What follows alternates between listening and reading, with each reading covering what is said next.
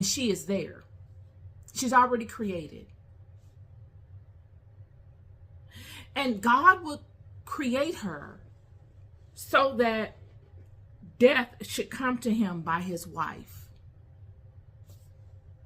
Is this God showing that he knew that the fall would occur? Well, why else would this be here? Is this God showing, first person, that he would allow the fall to happen to send Adam on a journey, a chaotic journey, a journey of trials and tribulations, thorns and thistles, as the Bible would say, of him being forced to learn himself? And I'm here to tell you that I truly believe that this is it. Friend, some of the most monumental journeys you'll go through in life come with thorns and thistles. They force you forward. It's too uncomfortable to stay in that. Why would Adam ever strive to really learn himself? Why would Adam ever really strive to know his environment if everything was good all the time? You would only get the minimum out of Adam if everything is great.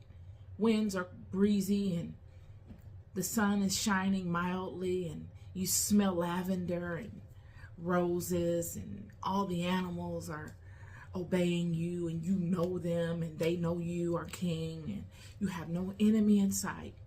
Not even within, there's no enemy. There's nothing within you challenging you to do anything. There's nothing within you that compels you to go the extra mile and wrestle with it. But strife, condemnation, the fear of loss, the fear of losing that which you love, the fear of competitiveness, someone taking your spot in a garden that was given to you, a garden that you've understood all of the gifts of, that you basked in the sweetness of for so long, uninterrupted. And then here comes an opponent upon you,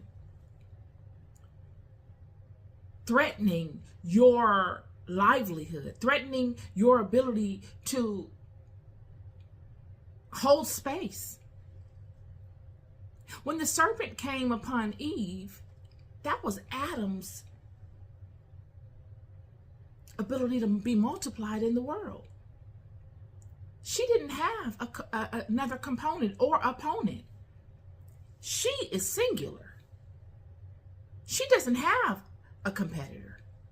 There is no competition for her or her daughters. She reigns supreme. That literally is what it means. When you don't have competition and there's no one that can duplicate you the way that you were created in your totality. Sure, you can go get, someone can create another individual, but do they have my bloodline? Do they have my genetic makeup? Do they have my spiritual authority? They don't have it. They would just be a duplicate, a mock of you. And this was the problem. This is why God created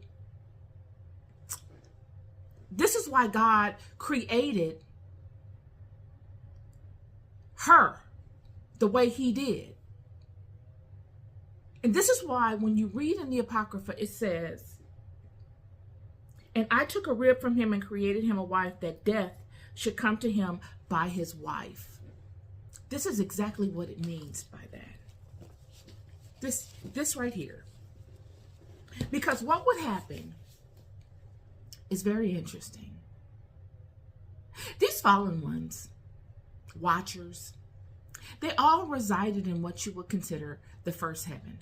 That is the first point of contact that we have in the heavenly realms when we either transition from this life and we make it to the heavenly realms, or God allows one of us, like Enoch, Isaiah, Baruch,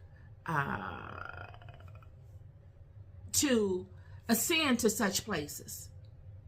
That first point of contact is the first heaven. See, in order to get to the heavenly realms, you got to go through all of them. You can't just, boom, I'm in the seventh heaven. I mean, you could technically, but from what we see being displayed in spiritual scripture, when being shown around the heavens, they're going from one all the way up to the seventh at a time. So the first heaven is the place where all of the prayers of this world go. When you send your prayer up or your lamentation or whatever your calling is, it is the first point of contact. And they have angels, watchers, that are bound to that realm, and their job is to receive such things and to distinguish between them. They are the intermediaries between us and God, the first point of contact. And it's their job to determine what gets an emergency notification to God, what gets sent to this other realm. They distinguish between the communications that they receive from the earthly realm to the heavenly realm. And it is said that this space had become corrupted. It is said that it was the watchers of this space that were those that were the ones that interacted with people most often.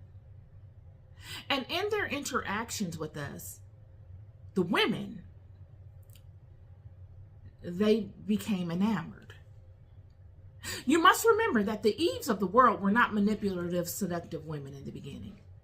These were just naturally childlike people. That's why I'm bringing up this childlike aspect. They were loving, good, kind, generous women. They were you before you knew all of the tricks of the world and all of the situations of the world. They were you before your trauma came upon you. They were that childlike aspect of you in your most purest, innocent sense. And this is the aspect that enamored these fallen ones. These fallen ones knew all of the systems of the heavenly realm. Nothing was hidden from them. In the book of Enoch, it speaks to all of those that inhabit the heavenly realms, no matter what level, what heaven you're in. They all understand the system. There is no ignorance in the heavenly realms. They don't speak to the weakness of things. There is no opponent. There is no, okay, let me speak to the positive, but let me give you the negatives also. There is no negative. That shows the level of intellect. When you don't have an enemy, that shows your ability to compete. Not even compete. That shows your ability to, your level of capability.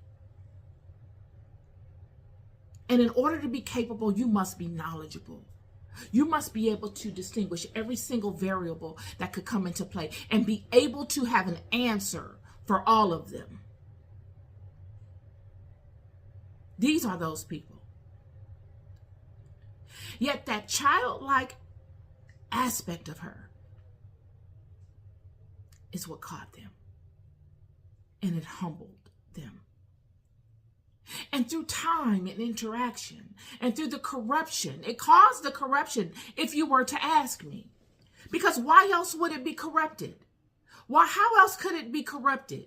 If the end result was that they ended up falling for the women and sacrificing their role in the heavenly realm so that they could come and incarnate amongst mortal men because of the women,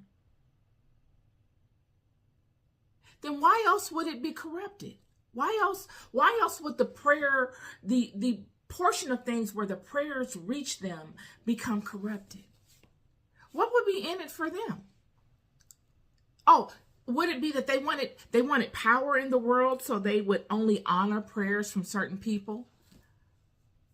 Well, why would they want power in the world? What would be the link? What would be the magnetic pull for them to even want power in the world? It was women.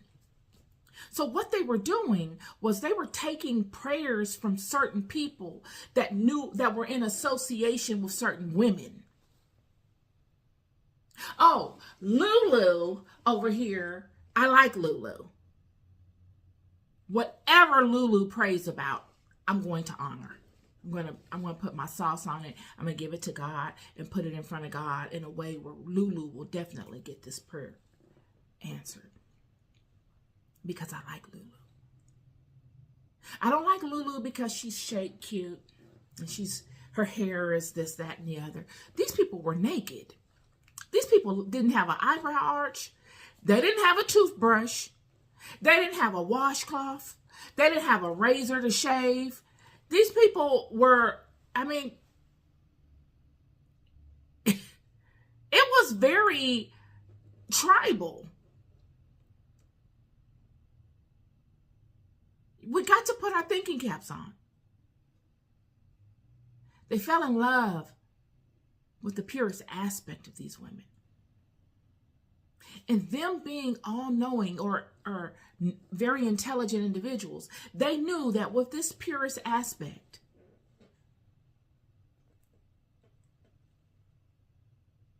that spiritual component, they knew with the spiritual component that she had, if they polished her up, they taught her how to polish herself up and how to manipulate what she already has, they could make her into anything they wanted her to be. And that's exactly what they would do.